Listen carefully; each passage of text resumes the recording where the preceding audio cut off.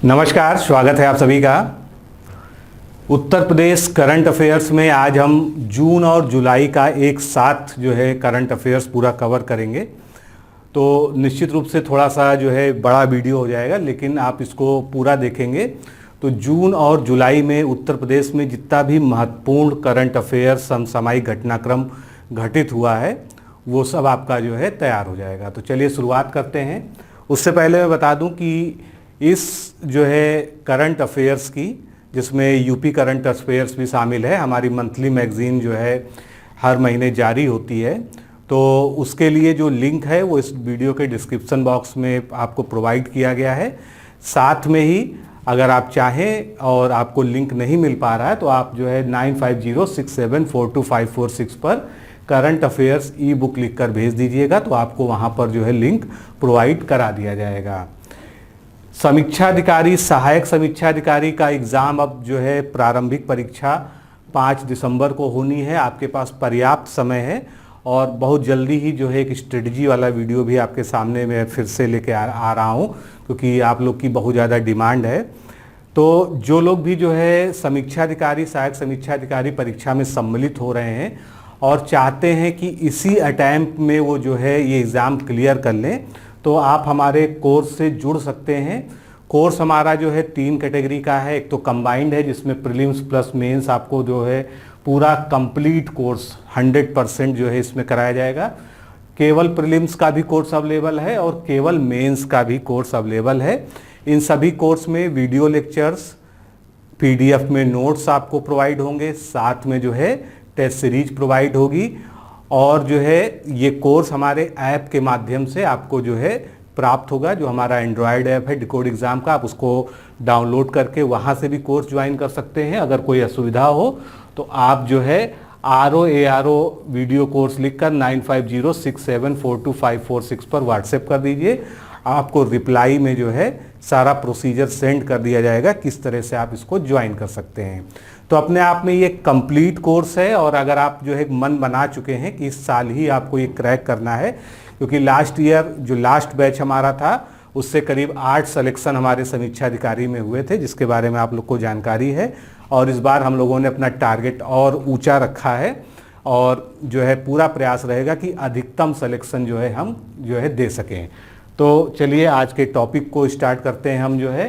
तो आज का जो पहला हमारा फैक्ट है वो ये है कि गेहूं की खरीदारी का एक रिकॉर्ड बना है, वो भी कोरोना काल में। सेकेंड वेव जब चल रही थी उस दौरान जो है यूपी सरकार ने जो है कोरोना संक्रमण के बीच जो है गेहूं खरीद का एक रिकॉर्ड बनाया है और प्रदेश में 13.74 लाख से अधिक किसानों ने 55.63 लाख मीट्रिक टन से अधिक गेहूं उनसे खरीदा गया है, जो कि पिछले वर्ष की तुलना में अभी तक जो है 19.87 लाख मीट्रिक टन अधिक गेहूं खरीदा गया है। और पिछले साल का क्या डेटा है ये यहाँ पर आपको दिया हुआ है। आगे बढ़ते हैं, अगला जो है करंट अफेयर्स अपना देखते हैं। Green gold. ग्रीन गोल्ड अब उत्तर प्रदेश के संदर्भ में किसको कहा जा रहा है? गन्ने को। क्यों? क्योंकि गन्ने से जो है बहुत भारी मात्रा में उत्तर प्रदेश में इथेनॉल बनाया जा रहा है। तो इथेनॉल के उत्पादन के लिए जो है प्रदेश में एक बड़ा निवेश आया है। राज्य में गन्ने से इथेनॉल बनाने के लिए 54 प्रोजेक्ट में से 27 प्रोजेक्ट, कुल 54 प्रोजेक्ट की स्थापना होनी थी, जिसमें से 27 प्रोजेक्ट अब पूरे हो गए हैं और बाकी जो है 27 प्रोजेक्ट जो है अभी जो है अंडर प्रोसेस है। उत्तर प्रदेश में गन्ने तथा अन्य अनाजों से इथेनॉल बनाए जाने संबंधी लगाए जा रहे कुल 61 परियोजनाओं में से 25 लाख से अधिक किसान लाभान्वित होंगे। आगे बढ़ते हैं, अगला अपडेट है उत्तर प्रदेश राज्य पिछड़ा वर्ग आयोग के नए अध्यक्ष का चयन हो चुका है। नए अध्यक्ष नियुक्त हो चुके हैं जिनका नाम है जसवंत सैनी। ये कहाँ के हैं? सहारनपुर के हैं। इनको अध्यक्ष बनाया गया है और लखीमपुर के हीरा ठाकुर व गाजीपुर के प्रभुनाथ चौहान को उपाध्यक्ष पद पर नियुक्त किया गया है। तो पदाधिकारियों के संबंध में प्रायः क्वेश्चन पूछ लिए जाते हैं, इसको ध्यान रखिएगा। नेक्स्ट अपडेट देखते हैं अपना। स्मार्ट सिटी अवार्ड 2020 में उत्तर प्रदेश को पहला स्थान दिया गया। इस तरह के क्वेश्चन जो है मोस्ट प्रोबेबल होते हैं एग्जाम पॉइंट ऑफ व्यू से। तो देश के सभी राज्यों में स्मार्ट सिटी मिशन में उत्कृष्ट एवं अभिनव कार्य के लिए उत्तर प्रदेश को हाल ही में प्रथम पुरस्कार से सम्मानित किया गया है। स्मार्ट सिटी मिशन के अलग अलग द्वितीय राउंड के शहरों में देश की चयनित कुल 100 स्मार्ट सिटीज में पहले स्थान पर कौन रहा? आगरा रहा, तथा तीसरे स्थान पर वाराणसी रहा। यानी पहला और तीसरा जो है उत्तर प्रदेश के खाते में गया, आगरा और वाराणसी। और स्मार्ट सिटी पुरस्कारों के अलग अलग सेगमेंट में इकोनॉमिक प्रोजेक्ट अवार्ड से आगरा को तृतीय स्थान मिला। ये जो है अगला जो है इकोनॉमिक प्रोजेक्ट अवार्ड है, जो इस ऊपर वाले से संबंधित नहीं है, तो कंफ्यूज मत होइएगा। और तृतीय स्थान आगरा को मिला। और माइक्रो स्किल डेवलपमेंट सेंटर्स के निर्माण में उत्कृष्ट प्रदर्शन के लिए द्वितीय स्थान जो है आगरा को हासिल हुआ है। आगे बढ़ते हैं। राज्य मानवाधिकार आयोग, स्टेट ह्यूमन राइट कमीशन के भी नए अध्यक्ष जो है नियुक्त हो गए हैं। कौन है? राज्यपाल आनंदीबेन पटेल को उत्तर प्रदेश मानवाधिकार के नए अध्यक्ष की नियुक्ति कर दी है। और ये हैं कौन? इनका नाम क्या है? तो राज्यपाल महोदया ने जो है सेवानिवृत्त न्यायमूर्ति बालकृष्ण नारायण, जो नाम आपको याद रखना है, इनको राज्य मानवाधिकार आयोग का जो है नया अध्यक्ष बनाया है। आगे बढ़ते हैं। पौधारोपण के लिए बुंदेलखंड के जो है बंजर पहाड़ों में एक नई टेक्नोलॉजी का प्रयोग करके जो है उनको पौधारोपण के लिए तैयार किया जा रहा है। और इसमें क्या है, जो बंजर पहाड़ हैं उस पे सॉयल स्प्रे मशीन, जो कि चीन की एक टेक्निक है, उसको अपनाकर जो है 1 फीट तक जो है मिट्टी की लेयर से उसको कवर किया जाएगा, जिससे जो है वहाँ पर हरियाली हो जाए। तो यहाँ पर ध्यान रखिएगा कि ये किसकी तर्ज पे बनाया जा रहा है? चीन की तर्ज पर जो है ये छिड़काव किया जा रहा है। और अभी जो है शुरुआत में बुंदेलखंड की 2-3 पहाड़ियों को पायलट प्रोजेक्ट के रूप में चयनित किया गया है। आगे चलकर जो है इसमें पूरे बुंदेलखंड में इस प्रोजेक्ट को जो है बढ़ाया जा सकता है।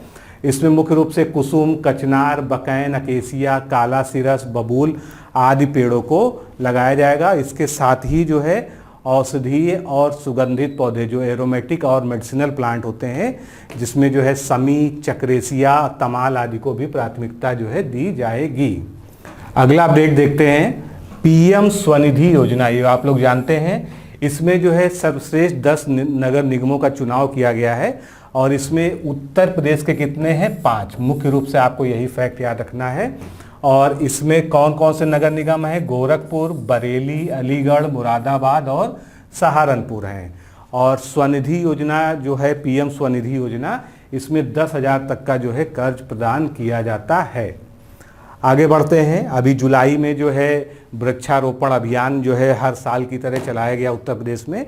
और उसमें उत्तर प्रदेश ने इस साल भी एक नया रिकॉर्ड बनाया है। एक दिन में जो है 25.51 करोड़ पौधों को रोपा गया।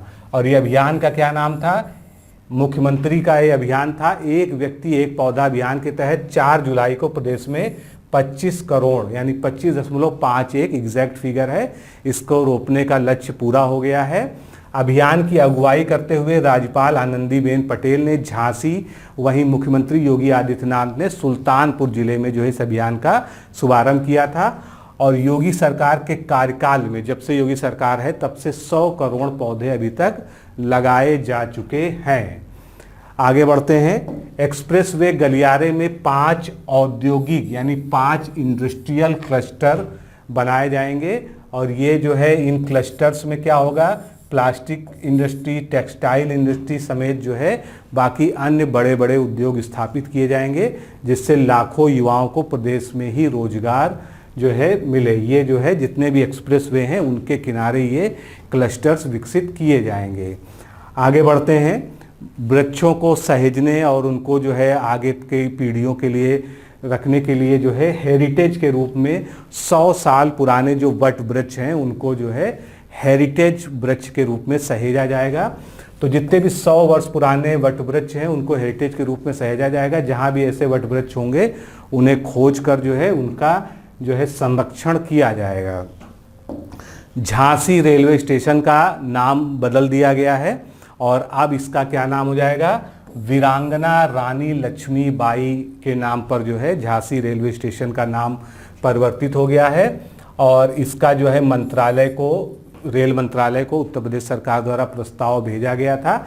इससे पहले एक चेंज और हुआ था। मुगलसराय रेलवे स्टेशन का नाम क्या रखा गया था? पंडित दीनदयाल उपाध्याय रेलवे स्टेशन जो है किया गया था। आगे बढ़ते हैं।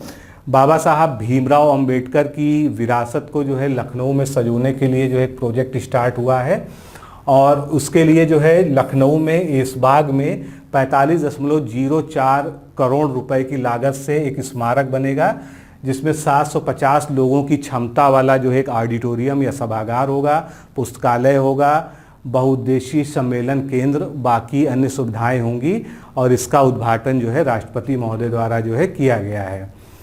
उत्तर प्रदेश में 127 स्क्वायर किलोमीटर वन क्षेत्र बढ़ा है, जो रीसेंट रिपोर्ट्स हैं उसके जो है मुताबिक।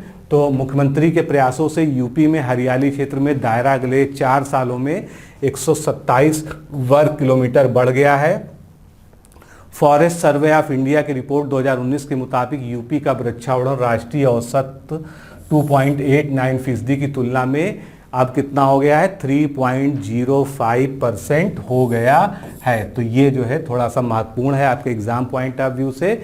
यूपी में कुल वनावरण जो है 6.15% है और स्क्वायर किलोमीटर में आपको अगर याद रखना हो तो 14,806 स्क्वायर किलोमीटर है और 4 सालों में वन क्षेत्रों में 25% जो है हरियाली बढ़ गई है, क्योंकि हर साल जो है पौधारोपण अभियान जो है जुलाई में चलाया जा रहा है। तराई वाले क्षेत्रों के अलावा लखनऊ, चित्रकूट, मिर्ज़ापुर, सोनभद्र समेत अन्य जो है जगहों पर भी जो है वनावरण जो है बढ़ा है। आगे बढ़ते हैं। फैजाबाद को आज़ाद कराने वाले क्रांतिकारी हैं जिनका जो मौलवी हैं उनके नाम पर जो है अब मस्जिद का एक नाम रखा जाएगा और ये मस्जिद कौन सी है, जो है अयोध्या में नई मस्जिद का निर्माण होने जा रहा है। तो राम जन्मभूमि के एवज में जो मुस्लिम पक्ष को दी गई ज़मीन है उस पर निर्मित होने वाली मस्जिद, hospital, museum, research centre, community kitchen आदि के निर्माण के प्रोजेक्ट को मौलवी अहमद उल्लाह शाह, ये नाम याद रखिएगा, मौलवी अहमद उल्लाह शाह के नाम पर जो है रखा जाएगा। और 1857 की क्रांति के समीक्षक जिन्हें लाइट हाउस ऑफ इंडिपेंडेंस के नाम से उपाधि से नवाजते हैं, यानी इनका उपनाम क्या है, मौलवी अहमद उल्लाह शाह का लाइट हाउस ऑफ इंडिपेंडेंस, ये भी याद रखिएगा, हिस्ट्री से जुड़ा हुआ इंपॉर्टेंट फैक्ट है।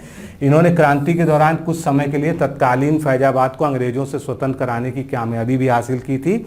अंग्रेज उनके नाम से डरते थे। 1857 की क्रांति के दौरान ही अंग्रेजों ने उनकी धोखे से हत्या कर दी थी। इस प्रोजेक्ट के लिए सरकार ने 5 एकड़ भूमि अयोध्या जिले के ही सोहावल तहसील के अंतर्गत धुन्नीपुर गांव में दी है। आगे बढ़ते हैं। मथुरा में प्रदेश का सबसे बड़ा ऑक्सीजन प्लांट लगाया जा रहा है। एयर लिक्वे, ये क्या है, कंपनी है जो मथुरा में 350 मीट्रिक क्षमता का प्रदेश में ऑक्सीजन उत्पादन का अब तक सबसे बड़ा जो है प्लांट लगा रही है।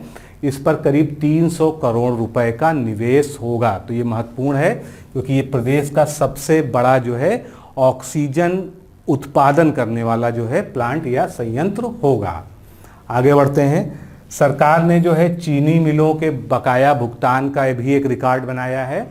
चीनी मिलों के गन्ना मूल्य भुगतान में सरकार ने नए रिकॉर्ड बनाया। इसमें जो है इस साल 21,228.61 करोड़ रुपए का भुगतान किया जा चुका है तथा ये लगातार जारी है। पिछले 3 वर्षों में प्रदेश की 119 चीनी मिलों को गन्ना मूल्य का पूरा भुगतान किया जा चुका है। एथेनॉल की बात हमने पहले भी की थी जो है, तो एथेनॉल के उत्पादन में उत्तर प्रदेश किस स्थान पर है, पहले स्थान पे है। इस तरह के प्रश्न जो है बहुत संभावित होते हैं। तो यूपी का जो है पहला स्थान है एथेनॉल के उत्पादन में। पर उत्तर प्रदेश 280 करोड़ लीटर एथेनॉल का उत्पादन कर देश में पहले नंबर पर आ गया है। राज्य में 10 साल से बंद पड़ी 21 चीनी मिलों को फिर से शुरू किया गया है और किसानों के लिए लाभकारी नीतियों से गन्ने की औसतन उत्पादन क्षमता व क्षेत्रफल में लगातार वृद्धि हुई है। उत्तर प्रदेश में संभव अभियान शुरू किया गया है। संभव अभियान क्या है? ये कुपोषित बच्चों को जो है सेहतमंद यानी हेल्दी बनाने के लिए आंगनबाड़ी कार्यकर्ताओं की मदद से घर घर पर जो है अभियान चलाया जा रहा है। वह महिलाओं को सही ढंग से स्तनपान कराने, पोषण तस्तरी व बच्चों के माता पिता के साथ बैठक कर उन्हें सेहतमंद बनाने के गुण सिखाएंगी। कौन?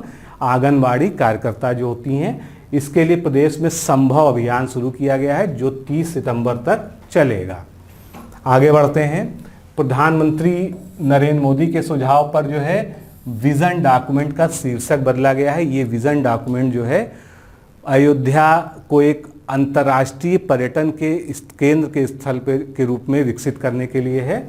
तो रामनगरी अयोध्या के समग्र विकास के लिए विजन डॉक्यूमेंट 2051 अब विजन डॉक्यूमेंट 2047 के नाम से जाना जाएगा। पहले इसका नाम जो है विजन डॉक्यूमेंट 2051 रखा गया था और जो है प्रधानमंत्री के सलाह पर इसको जो है चेंज किया गया है।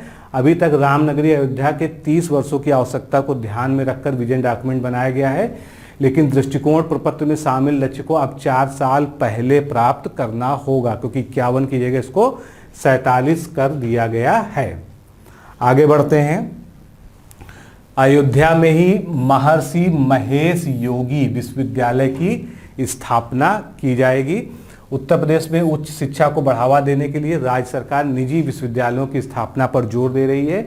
हाल ही में हुई बैठक में अयोध्या में महर्षि महेश योगी विश्वविद्यालय खोलने के लिए जो है मंजूरी दे दी गई है। नेक्स्ट जो है एयरपोर्ट से संबंधित है। तो उत्तर प्रदेश में शीघ्र ही 5 इंटरनेशनल एयरपोर्ट हो जाएंगे और ऐसा जो है ये होने वाला देश का पहला राज्य बन जाएगा। लखनऊ और वाराणसी के बाद अब कुशीनगर में भी अंतर्राष्ट्रीय एयरपोर्ट तैयार हो रहा है। साथ ही अयोध्या में श्री राम अंतर्राष्ट्रीय एयरपोर्ट तथा नोएडा में जो जेवर में ग्रीनफील्ड अंतर्राष्ट्रीय एयरपोर्ट का काम तेजी से चल रहा है। तो जब ये सारे पूरे हो जाएंगे तो उत्तर प्रदेश में 5 इंटरनेशनल एयरपोर्ट हो जाएंगे और जो है इस तरह का ये इकलौता राज्य होगा देश में। आगे चलते हैं। उत्तर प्रदेश सबसे अधिक शहरों में मेट्रो वाला राज्य भी बनने की दिशा में अग्रसर है। गाजियाबाद, नोएडा और ग्रेटर नोएडा के साथ मेट्रो लखनऊ में फिलहाल चल रही है। आने वाले समय में मेरठ, गाजियाबाद, दिल्ली रैपिड रेल, कानपुर और आगरा में भी मेट्रो चलने लगेगी। तो कानपुर मेट्रो और आगरा मेट्रो पर भी तेजी से काम चल रहा है। तो इस तरह से सबसे अधिक शहरों में उत्तर प्रदेश में मेट्रो स्टार्ट हो जाएगी। नेक्स्ट जो है क्वेश्चन या फैक्ट देखते हैं। महायोगी गोरक्षनाथ विश्वविद्यालय के कुलाधिपति जो है किसको बनाया गया है? मुख्यमंत्री योगी आदित्यनाथ को। महाराणा प्रताप शिक्षा परिषद के अध्यक्ष प्रोफेसर यूवी सिंह को इसी विश्वविद्यालय का कुलाधिपति की जिम्मेदारी सौंपी गई है। अगला, यूपी के MSME सेक्टर रोजगार देने में देश में नंबर 1। MSME यानी जो है सूक्ष्म लघु मध्यम उद्योग। तो कोरोना काल के बावजूद पिछले 1 साल में प्रदेश की सूक्ष्म लघु और मध्यम उद्योग की 4,571 इकाइयों ने देश में सर्वाधिक 45,166 लोगों को रोजगार दिया है। राज्य सरकार ने इन इकाइयों को 140 करोड़ रुपए की सब्सिडी दी है। वहीं पर रोजगार मुहैया कराने में देश में दूसरे नंबर पर कौन है? गुजरात है और तीसरे नंबर पर मध्य प्रदेश है। लेकिन ये ध्यान रखिएगा, ये रोजगार का आंकड़ा केवल MSME सेक्टर से जुड़ा है, ना कि टोटल से। आगे बढ़ते हैं।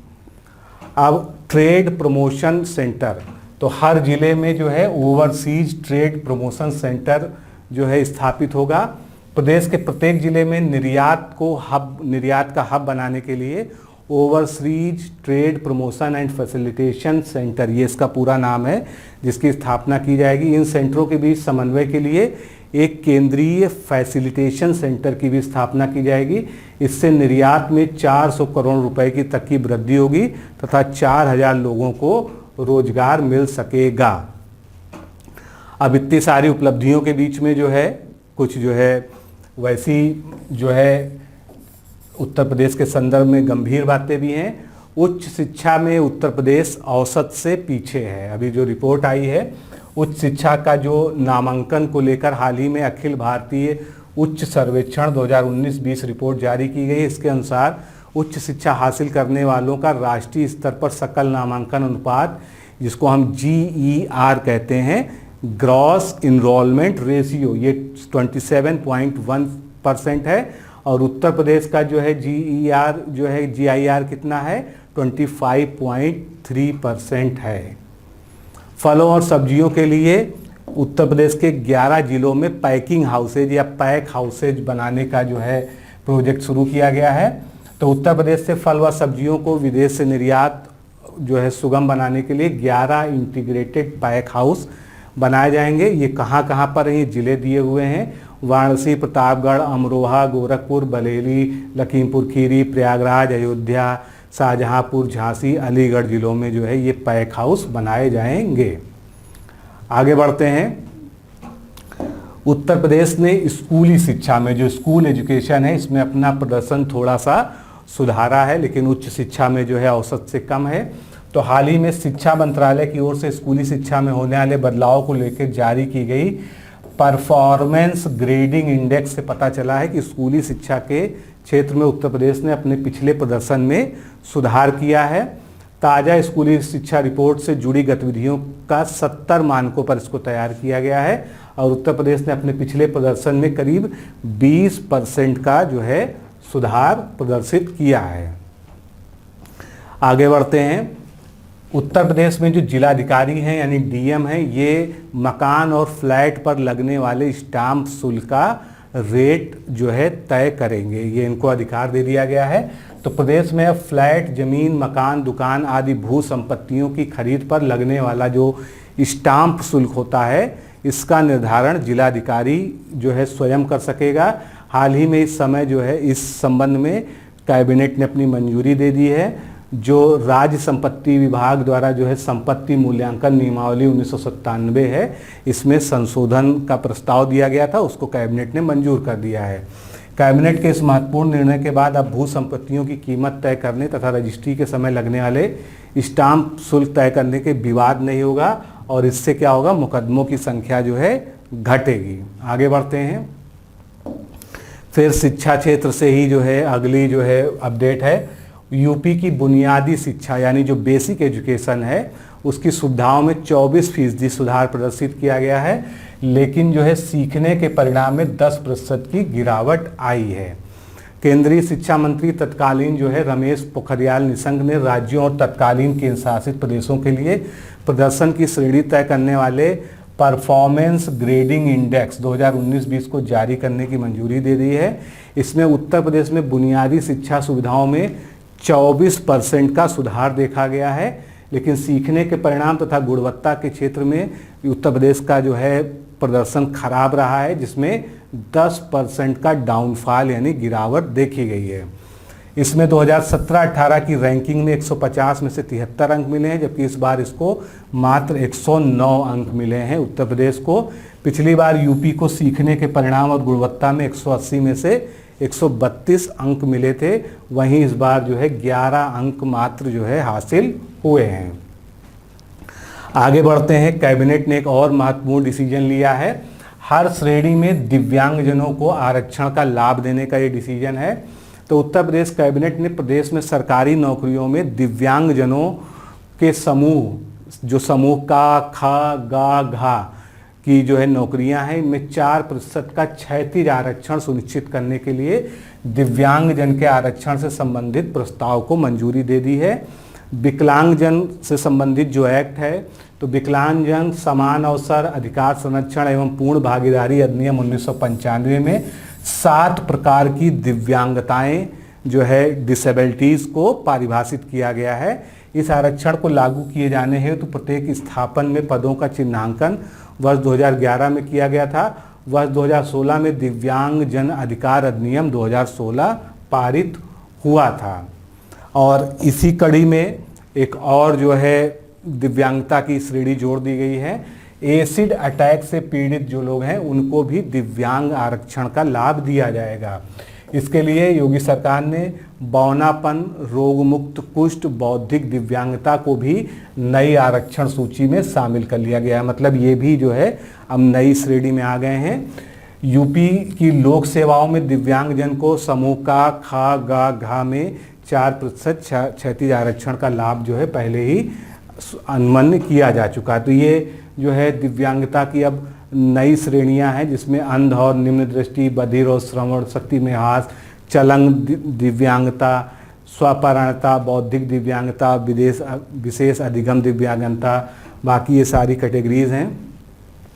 आगे बढ़ते हैं। अंत्योदय कार्ड धारक परिवारों को मुख्यमंत्री जन आरोग्य योजना में भी शामिल कर लिया गया। मुख्यमंत्री जन आरोग्य योजना जो है बेसिकली उनके लिए है जो सीधे सीधे जो है जो प्रधानमंत्री जन आरोग्य योजना या मुख्यमंत्री जन आरोग्य योजना में जो है शामिल नहीं हो पा रहे थे, उनके मानकों के अनुरूप नहीं है, तो उनकी जो है अनुमानित संख्या कितनी है, 40 लाख है। तो ऐसे लोगों को जो है मुख्यमंत्री जन आरोग्य योजना में शामिल किए जाने के प्रस्ताव को स्वीकृति दे दी गई है। आगे बढ़ते हैं। इंडस्ट्रियल पार्क के लिए 15 जिलों में 9,000 हेक्टेयर भूमि चिन्हित की गई है। तो प्रदेश में अधिकतम निवेश आकर्षित करने के लिए कई जिलों में निजी इंडस्ट्रियल पार्क बनाए जाएंगे और इन पार्कों में औद्योगिक इकाइयों के लिए सुविधाएं एक ही परिसर में उपलब्ध कराई जाएंगी। पीपीपी मॉडल, जिसको हम 3P मॉडल भी कहते हैं, यानी पब्लिक प्राइवेट मिक्स पर निजी इंडस्ट्रियल पार्क की स्थापना के लिए एक्सप्रेस वे के किनारे 15 शहरों में 9,000 हेक्टेयर भूमि चिन्हित की गई है और पहला निजी इंडस्ट्रियल पार्क उन्नाव में आगरा लखनऊ एक्सप्रेस वे के पास बनेगा। ये मोस्ट इम्पॉर्टेंट पॉइंट है जिसको आपको याद रखना है। प्रतापगढ़ में भी बंद पड़ी औद्योगिक इकाई की ज़मीन पर निजी इंडस्ट्रियल पार्क विकसित करने का जो है योजना है और जिन जिलों में प्राइवेट इंडस्ट्रियल पार्क विकसित करने की तैयारी है उसमें उन्नाव, लखनऊ, सुल्तानपुर, अमेठी, औरैया, प्रतापगढ़, जालौन, हमीरपुर, गाजियाबाद, मेरठ, नोएडा, गोरखपुर, आजमगढ़, अंबेडकर नगर, प्रयागराज, यानी जितने भी जो है बड़े एक्सप्रेस वे यूपी के हैं उनके किनारे जो बड़े शहर हैं उनमें जो है ये इंडस्ट्रियल पार्क स्थापित होंगे। आगे चलते हैं। उत्तर प्रदेश में जो है एक अभिनव प्रयोग किया गया है और ये जो है आपके एग्ज़ाम में जो है बहुत ज़्यादा संभावित है कि पूछ लिया जाए। तो उत्तर प्रदेश में हर ग्राम पंचायत में जो है एक ग्रामीण सचिवालय बनाया जा रहा है। उसके लिए ग्रामीण सचिवालय भवन स्थापित हो रहा है जिसके माध्यम से 1.20 लाख लोगों को रोज़गार भी मिलेगा और ये जो है डिसीजन जो है कैबिनेट के द्वारा लिया गया है। अब हर ग्राम पंचायत का अपना भवन होगा और उसमें ग्राम प्रधान का कार्यालय होगा जिसमें इंटरनेट की सुविधा होगी, कंप्यूटर और स्कैनर इत्यादि की भी व्यवस्था होगी। भवन निर्माण के पश्चात एक पंचायत सहायक और कंप्यूटर ऑपरेटर की नियुक्ति की जाएगी जिनकी प्रक्रिया शुरू भी हो गई है और इससे तकरीबन 1,20,000 युवाओं को रोजगार प्राप्त होगा। कैबिनेट ने प्रत्येक ग्राम पंचायत में, उत्तर प्रदेश में कुल कितनी है सरकार के हिसाब से, 58,189 ग्राम सचिवालय की स्थापना की जाएगी। प्रत्येक ग्राम पंचायत में पंचायत सहायक, अकाउंटेंट कम डाटा एंट्री ऑपरेटर के चयन और उनकी तैनाती होगी और प्रदेश में पहली बार ग्रामीण सचिवालय की स्थापना की जा रही है, इसलिए ये जो है महत्वपूर्ण है। आगे बढ़ते हैं। स्वतंत्रता दिवस से उत्तर प्रदेश में यानी 15 अगस्त से 217 शहरों में फ्री वाईफाई की सुविधा जारी कर दी गई है। सरकार 75वें स्वतंत्रता दिवस के मौके पर 217 शहरों में फ्री वाईफाई सुविधा दे रही है। इसमें से 17 नगर निगमों के साथ साथ ही सभी 75 जिला मुख्यालय भी शामिल हैं।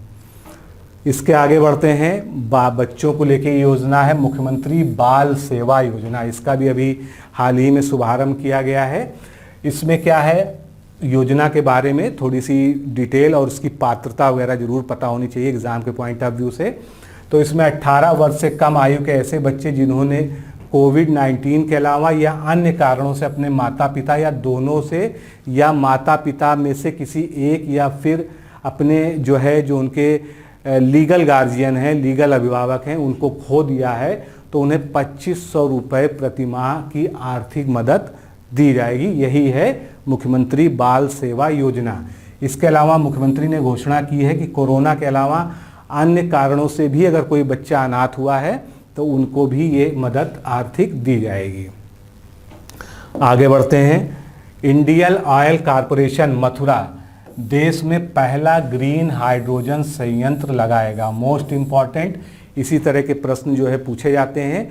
जब कोई चीज़ जो है देश में पहली बार या जो है सबसे बड़ी, इस तरह के जो आते हैं फैक्ट, ये एग्ज़ाम में ज़्यादा पूछे जाते हैं। तो आईओसी भविष्य में स्वच्छ ऊर्जा की मांग को पूरा करने के लिए मथुरा की रिफाइनरी में देश का पहला ग्रीन हाइड्रोजन संयंत्र लगाएगा। हाइड्रोजन को भविष्य का ईंधन यानी जो है फ्यूचर फ्यूल के नाम से भी जानते हैं, इसलिए कंपनी पायलट प्रोजेक्ट के आधार पर हाइड्रोजन उत्पादन का संयंत्र यानी प्लांट स्थापित करने की योजना बना रही है। आगे बढ़ते हैं। अभी हाल ही में SDG इंडेक्स जो है आया था, उसमें परफॉर्मर स्टेट के रूप में यूपी आगे आया है। तो सतत विकास लक्ष्य जिसको हम SDG कहते हैं, इंडेक्स 2020 में उत्तर प्रदेश 60 अंकों के साथ परफॉर्मर स्टेट के रूप में आगे आया है, जबकि वर्ष 2019 व 2018 में प्रदेश को 55 और 42 अंक क्रमशः मिले थे।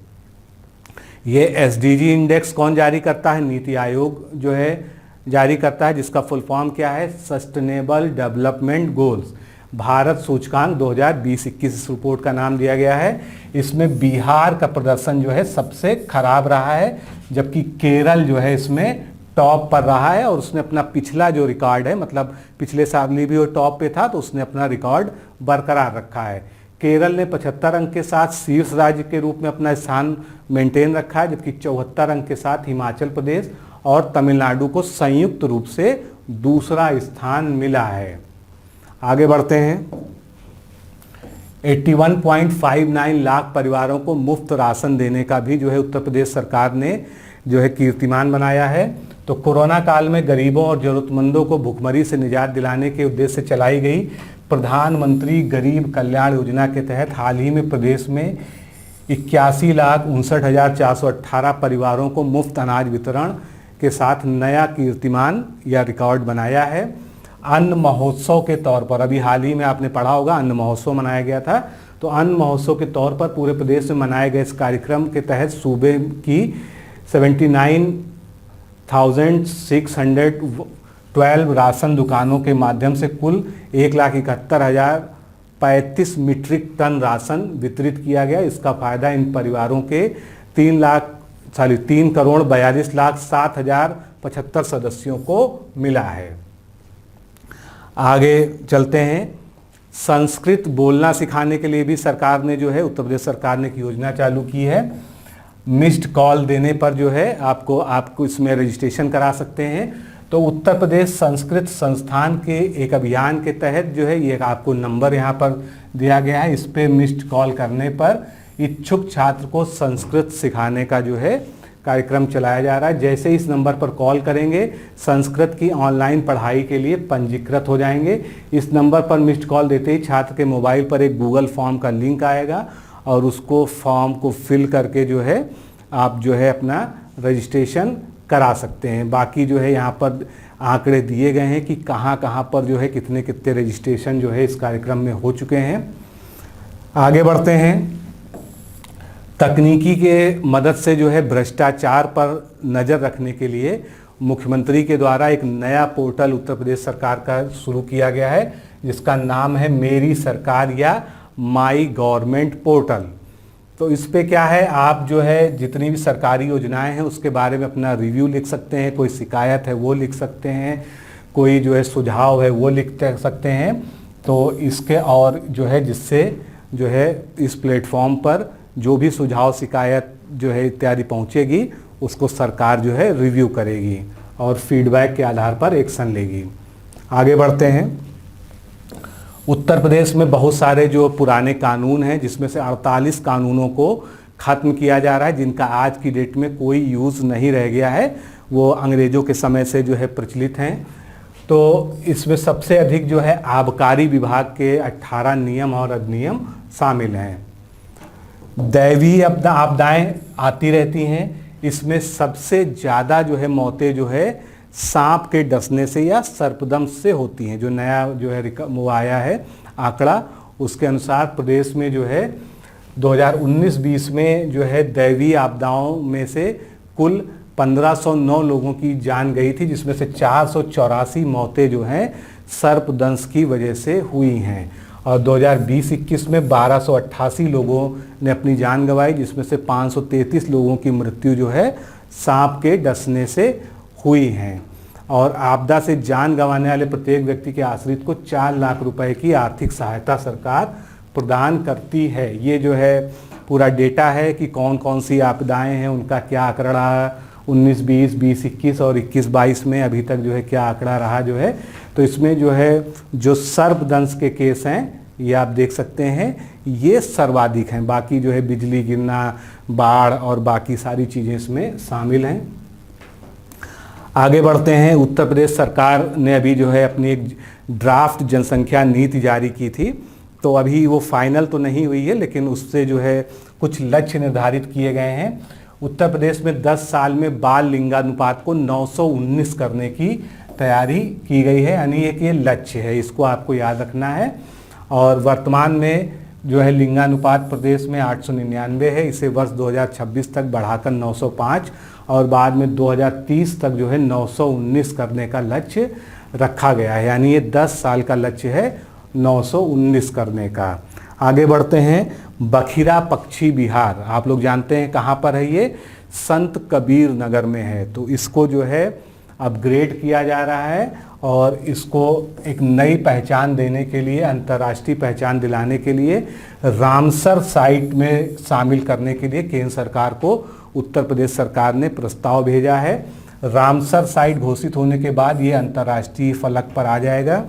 और वर्तमान में 8 वेटलैंड साइट्स हैं उत्तर प्रदेश में, जिसमें से आगरा का सूर सरोवर, नवाबगंज पक्षी विहार, उन्नाव, समान पक्षी विहार, मैनपुरी, समसपुर, रायबरेली और हरदोई में फिर सरसई नावर जो है इटावा वाला, फिर अपर गंगा ब्रिज 2 जो है नरोरा, ये सभी जो है 8 कुल अभी वर्तमान में जो है वेटलैंड साइट्स हैं यूपी में।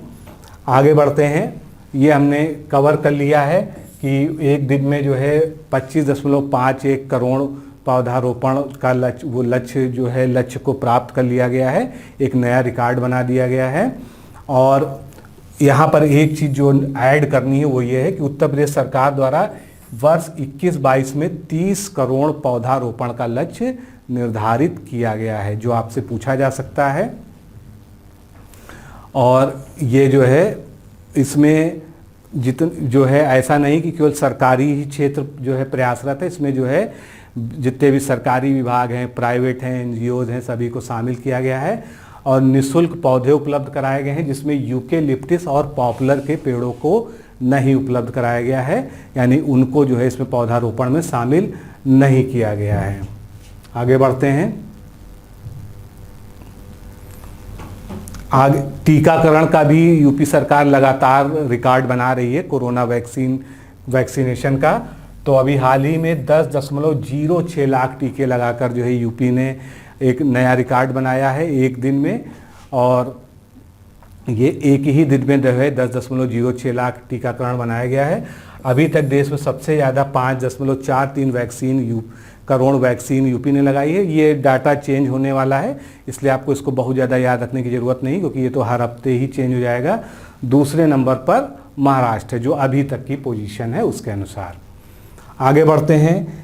कोरोना के खिलाफ पूरे देश, पूरे विश्व में जो है रिसर्च चल रही है, उसमें इलाहाबाद विश्वविद्यालय ने भी जो है एक महत्वपूर्ण रिसर्च की है, एक नया जो है फैक्ट खोजा है कोरोना की लड़ाई में।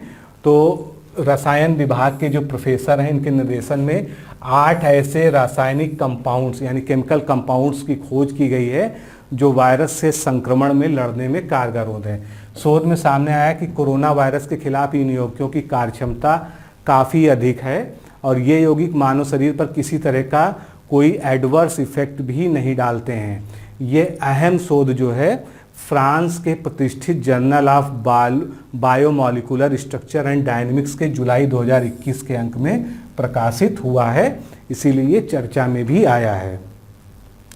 नई जनसंख्या नीति की हम चर्चा कर रहे थे, तो नई जनसंख्या नीति में कुछ लक्ष्य निर्धारित किए गए। बाकी अभी जनसंख्या नीति एक ड्राफ्ट के फॉर्म में है, अभी एक कानून की शक्ल में नहीं आया है। जब वो कानून की शक्ल में आ जाएगा तो उसको हम एक अलग सेपरेट टॉपिक में पूरा जो है पढ़ेंगे। तो इसमें जो है 11 जुलाई को जो विश्व जनसंख्या दिवस था, उस अवसर पर इसका लोकार्पण किया गया, एक ये फैक्ट हो गया। इस नीति के जरिए 2026 तक महिलाओं द्वारा सूचित व स्वनिर्णय के माध्यम से सकल प्रजनन दर को 2.1% और 2030 तक इसे 1.9 पर लाने का लक्ष्य तय किया गया है। तो ये मोस्ट इम्पॉर्टेंट है, ये लक्ष्य नहीं बदलने वाला है, जो ड्राफ्ट में है ये आगे कानून में भी रहेगा। और उसके बाद जो है क्या क्या चीज़ों को प्राथमिकता दी जाएगी। उसके बाद बहुत सारे सुझाव दिए गए हैं नीति में, जो आपने पढ़ा भी है, जिस पे बहुत सारी बहस चल रही थी। सरकारी कर्मचारी, प्राइवेट लोग, जो लोग जो है 2 बच्चों तक परिवार को सीमित रखेंगे, उनको कुछ विशेष लाभ दिए जाएंगे, जिससे जो है 2 बच्चों वाली नीति जो है और ज़्यादा प्रोत्साहित हो। और उसमें से भी जो गर्ल चाइल्ड वाले जो है सिंगल पेरेंट्स होंगे, जो है मतलब जिनके केवल एक ही बच्ची होगी, उनको अन्य तरह के भी विशेष लाभ दिए जाएंगे। और ये भी प्रस्ताव है कि जिनके 2 से ज़्यादा बच्चे होंगे, उनको कई सारी सरकारी योजनाओं का, सब्सिडी का लाभ नहीं मिलेगा। तो अभी तो उस पर काफ़ी सारा मंथन चल रहा है, सुझाव भी आमंत्रित किए गए थे। तो जब वो फाइनल फॉर्म में आएगा तो उसको जो है हम अलग से जो है डिस्कस करेंगे। आगे बढ़ते हैं। प्रदेश के 100 ब्लॉक जो है आकांक्षात्मक विकास खंड, जो ब्लॉक जो है आकांक्षात्मक विकास खंड के रूप में चुने गए हैं। तो प्रदेश के 34 जिलों के 100 ब्लॉक को आकांक्षात्मक, यानी आकांक्षात्मक जो है ब्लॉक वो हैं जो पिछड़े हैं और जिनको जो है विकसित किए जाने की आवश्यकता है। इन विकास खंडों को तरक्की मापने के लिए चिकित्सा व पोषण के 17, शिक्षा के 8, कृषि व जल संसाधन के 12, वित्तीय समावेशन व आधारभूत संरचना के 15 जो है इंडिकेटर्स चिन्हित किए गए। इस प्रकार कुल 14 विभागों के 52 इंडिकेटर्स को चुना गया है।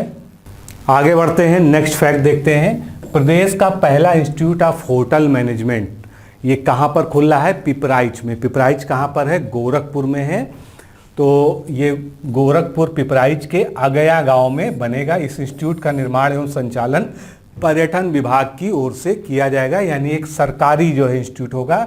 और इस संस्थान में प्रवेश लेने वाले छात्रों को कम खर्च पर होटल मैनेजमेंट की पढ़ाई का मौका मिलेगा। एक नई योजना जो है हेल्थ सेक्टर से जुड़ी हुई प्रदेश में लॉन्च हुई है। जितनी भी प्रदेश में CHC PSC हैं, यानी जो है सामुदायिक स्वास्थ्य केंद्र और प्राथमिक स्वास्थ्य केंद्र, सभी पर जो है हेल्थ ATM लगेंगे। अब हेल्थ ATM क्या है ये? तो ये हेल्थ ATM इन मशीनों के जरिए अपनी हेल्थ की जांच जो है कोई भी जो मरीज या कोई भी व्यक्ति खुद कर सकता है। ATM के जरिए मुफ्त में sugar, blood pressure, pulse rate, body temperature, oxygen level समेत कई अन्य जांचें की जा सकेंगी। और इस कदम के साथ ही जो है PSC CSC में टेस्ट के लिए ना ही स्टाफ पर कोई अतिरिक्त बोझ पड़ेगा, ना ही मरीजों को लंबी लाइनों में लगना पड़ेगा। मरीज अपनी खुद की सभी जांचें जो है, यानी जितनी भी हेल्थ चेकअप है प्राइमरी, वो कर सकेंगे। और इस योजना का सबसे ज़्यादा फ़ायदा जो है ग्रामीण क्षेत्र की जनता को मिलेगा। मॉडर्न मशीनों के जरिए अब 59 तरह की जांचें होंगी, यानी इसमें कुल कितनी जांचें हो जाएंगी हेल्थ ATM में? 59 टाइप्स की जांचें जो है खुद की जा सकेंगी। और इसके लिए जो है अस्पताल में स्टाफ के आगे पीछे जो है किसी को नहीं घूमना पड़ेगा। नेक्स्ट जो है फैक्ट देखते हैं। उत्तर प्रदेश सहकारी ग्राम विकास बैंक के लिए 800 करोड़ की गारंटी की स्वीकृति दे दी है। किसने? प्रदेश कैबिनेट ने। ये गारंटी नाबार्ड से लिए जाने वाले ऋण के लिए दी गई है। 1 जुलाई 2021 से 30 जून 2022 तक के लिए ये गारंटी दी गई है। आगे बढ़ते हैं।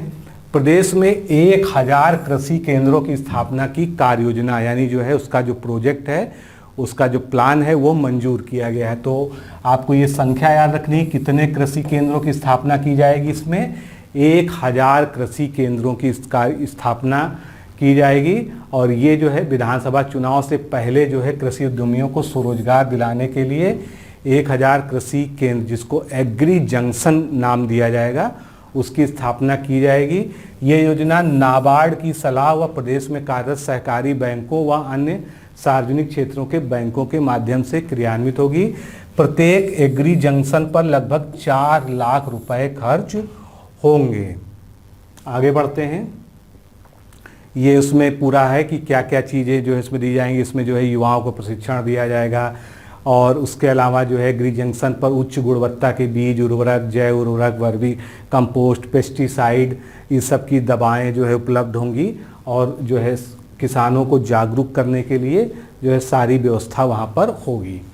आगे बढ़ते हैं। रामायण सर्किट से जो है प्रदेश के प्रमुख तीर्थ स्थलों को जोड़ा जाएगा। प्रदेश में पर्यटन के कई सारे सर्किट हैं, तो रामायण सर्किट पहले से स्थापित है, लेकिन उसका जो है विस्तार किया जा रहा है।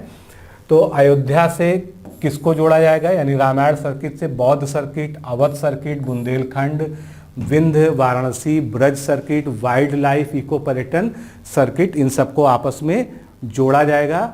लखनऊ से मनकामेश्वर मंदिर, हनुमान सेतु मंदिर, जूलॉजिकल गार्डन, अंबेडकर पार्क तथा लखनऊ संग्रहालय को जोड़ा जाएगा। अयोध्या से प्रयागराज में त्रिवेणी संगम, अक्षय वट, प्रयागराज का किला व आनंद भवन को जोड़ा जाएगा। उसके अलावा गोरखपुर व वाराणसी के स्थलों को भी जोड़ा जाएगा, यानी इन सब की आपस में कनेक्टिविटी रहेगी।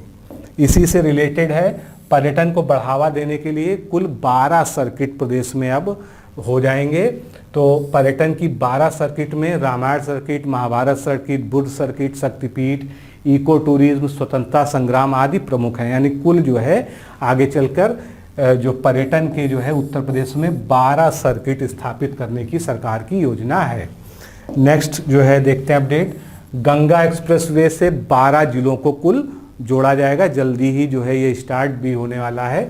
तो प्रयागराज से मेरठ जो है ये बन रहा है और ये देश के सबसे लंबे एक्सप्रेसवे बनेगा जो है औद्योगिक एक्सप्रेसवे, यूपीडा ने इसको तैयार किया है। और इस एक्सप्रेसवे से प्रदेश के 12 जिले जिसमें मेरठ, हापुड़, बुलंदशहर, अमरोहा, संभल, बदायूं, शाहजहांपुर, हरदोई, उन्नाव, रायबरेली, प्रतापगढ़, प्रयागराज जो है शामिल हैं, ये जुड़ेगा। इसके अलावा उत्तर प्रदेश में सर्वाधिक मेडिकल कॉलेज स्थापित करने की योजना है, जो सारे प्रदेशों में सबसे ज़्यादा होगा। तो देश में इस समय सरकारी मेडिकल कॉलेजों के मामले में महाराष्ट्र तथा तमिलनाडु शीर्ष पर हैं, जहां पर अभी तक कितने हैं 25 मेडिकल कॉलेज हैं। हाल ही में प्रधानमंत्री नरेंद्र मोदी ने 15 जुलाई को प्रदेश में 9 नए मेडिकल कॉलेजों का लोकार्पण किया है। कहां पर? उत्तर प्रदेश में, जिसमें अब प्रदेश में सरकारी मेडिकल कॉलेजों की संख्या 29 हो जाएगी। लोकार्पण हो गया है, यानी बनने के बाद जो है ये टॉप पर आ जाएगा। जहां 25 वाले टॉप पर थे महाराष्ट्र और तमिलनाडु, अब यूपी पहले नंबर पे आ जाएगा। तीसरे चरण में 14 और नए मेडिकल कॉलेज खोले जाने की योजना है। तो ये पूरा डेटा है कि अभी जो है कहाँ पर कितने कितने जो है मेडिकल कॉलेज हैं और आगे जो है उत्तर प्रदेश इसमें टॉप पर जो है पहुंचने की संभावना है, जिसका जो है शिलान्यास हो चुका है।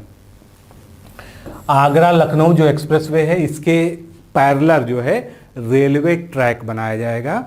तो ये भी एक अच्छी सुविधा हो जाएगी रेलवे की जो है। इस पे सेमी बुलेट ट्रेन को चलाने की योजना है। और चौपुला से किसनी की तरफ जाने वाले मार्ग पर एक्सप्रेसवे के पास न्यू इटावा नाम से एक स्टेशन बनेगा। परियोजना पर एक नज़र अगर देखें तो इसकी लंबाई कितनी होगी, 865 किलोमीटर होगी।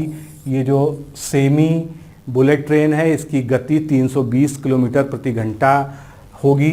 इसकी लागत जो है 1.21 लाख करोड़ रुपए होगी। प्रयागराज सहित प्रस्तावित रेलवे स्टेशन इसमें क्या कौन कौन से हैं? सराय काले खां दिल्ली, नोएडा सेक्टर 148, नोएडा एयरपोर्ट आगरा, इटावा, कन्नौज, लखनऊ, प्रयागराज, वाराणसी। मतलब एक्सप्रेसवे के पैरेलल जो है ये पूरा ट्रैक बनेगा। आगे बढ़ते हैं।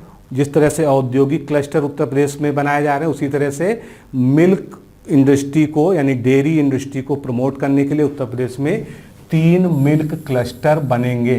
तो पूर्वांचल के विकास और बेरोजगारी को दूर करने के लिए प्रदेश सरकार गोरखपुर बस्ती मंडल के किसी शहर में दुग्ध संयंत्र स्थापित करेगी। प्रदेश भर में ऐसे 3 संयंत्र लगेंगे। गोरखपुर के अलावा अयोध्या मंडल के किसी शहर तथा बदायूं के आसपास ये संयंत्र लगाए जाएंगे। मतलब गोरखपुर मंडल तो तय हो गया है, बाकी अभी जो है अन्य शहरों के नाम जो है तय नहीं हो गया। यूपी पे प्रस्तावित दुग्ध संयंत्रों का संचालन बुंदेलखंड के झांसी में संचालित बलेनी मिल्क प्रोड्यूसर की तर्ज पर कराया जाएगा। इन तीनों संयंत्रों से हजारों महिलाओं को रोजगार मिलेगा। संचालन महिलाओं के स्वयं सहायता समूहों के द्वारा किया जाएगा। आगे बढ़ते हैं। सिनेमा घरों में धूम्रपान संबंधी 49 साल पुराना कानून खत्म हो गया। इसका मतलब ये नहीं है कि वहाँ पर धूम्रपान करने की आज़ादी दी गई। एक्चुअल में ये कानून ओवरलैप कर रहे थे, इसलिए इसको ख़त्म कर दिया गया है। डबल कानून थे।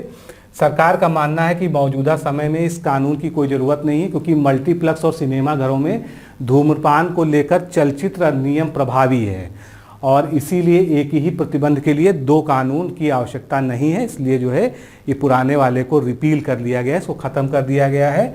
राज्य सरकार ने प्रदेश के सिनेमाघरों में धूम्रपान पर प्रतिबंध लगाने के लिए उत्तर प्रदेश धूम्रपान निषेध ब्रैकेट में सिनेमाघर अधिनियम 1952 बनाया था, यानी काफ़ी पुराना कानून था जिसको अब रिपील कर दिया गया है। आगे बढ़ते हैं। प्रदेश में मोबाइल व इलेक्ट्रॉनिक्स एसेसरीज पार्क विकसित होगा।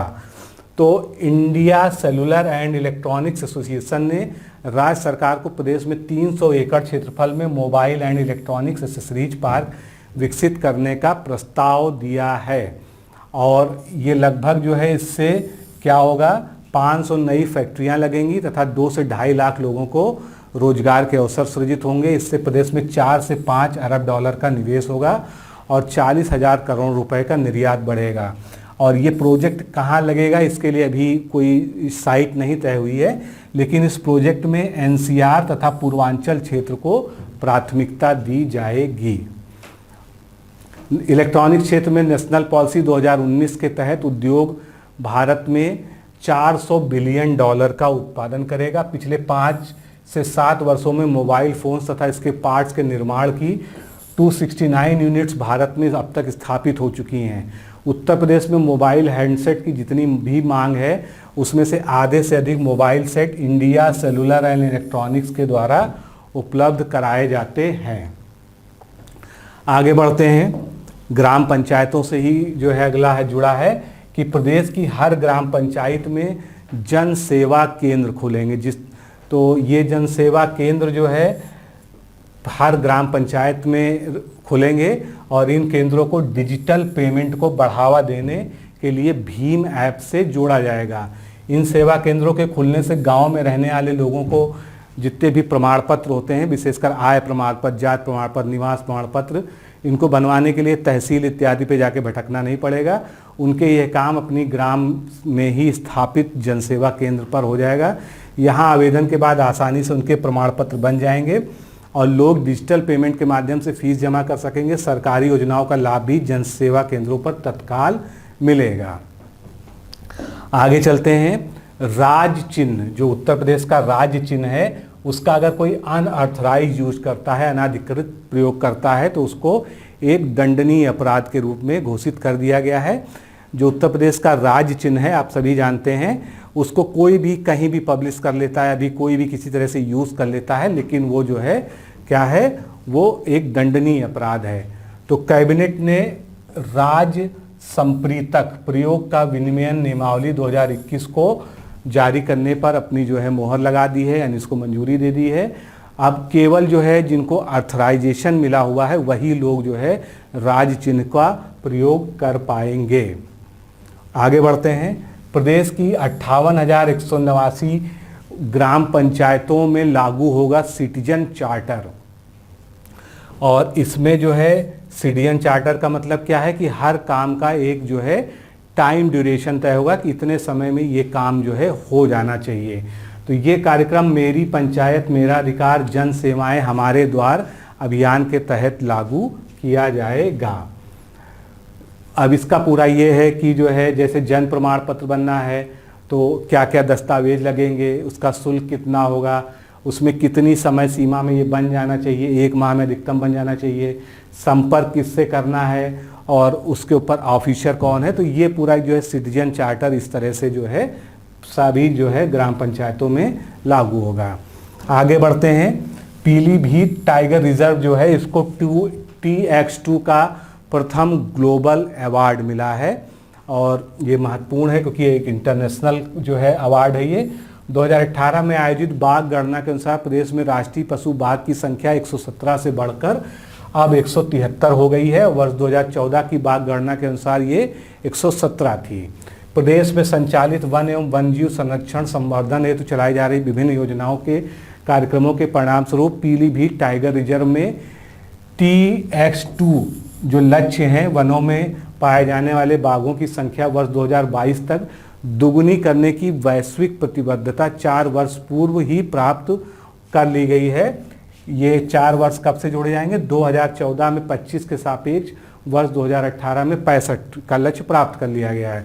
ये उपलब्धि प्राप्त करने पर बाघ संरक्षण से जुड़ी अंतर्राष्ट्रीय संस्थाओं जैसे कि UNDP, IUCN, GFT, WWF, CATS, the lions share द्वारा संयुक्त रूप से पीलीभीत टाइगर रिजर्व को TX2 का प्रथम ग्लोबल अवार्ड देकर सम्मानित किया गया है।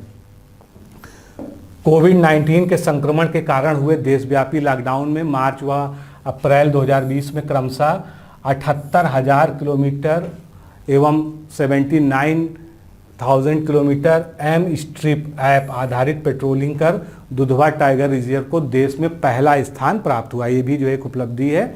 राष्ट्रीय पशु बाघ एवं उसके प्राकृतिक आवास संरक्षण हेतु Dudhwa tiger reserve, Amangarh tiger reserve तथा पीलीभीत टाइगर रिजर्व में भारत सरकार के सहयोग से प्रोजेक्ट टाइगर चलाया जा रहा है, यानी ये प्रोजेक्ट टाइगर से आच्छादित है।